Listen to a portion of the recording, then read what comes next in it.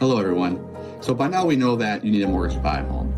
You can always pay all cash, but homes are typically hundreds of thousands of dollars. Who has that money laying around? I certainly don't, and that's why mortgages exist.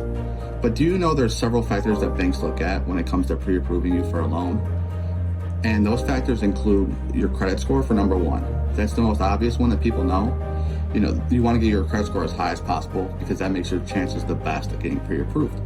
Now, the next one is one that a lot of people don't know about, and it's the debt-to-income ratio.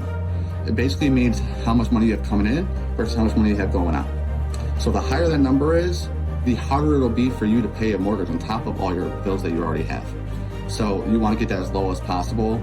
Banks typically not require, but they look for about 30% for DTI. That's their target. So anything 30 and under is good. The next is your employment history. They want to see that you have a steady employment history so they know that you'll have a steady income coming in and you'll be able to pay your mortgage. Your mortgage is typically for 30 years, so they want to make sure you have the ability to pay that. The next is your down payment. The larger the down payment, the easier it is to get a mortgage. That's because they have to lend less money to you, it's plain and simple. And then finally, it's just the condition of the house. Again, the mortgage is for 30 years.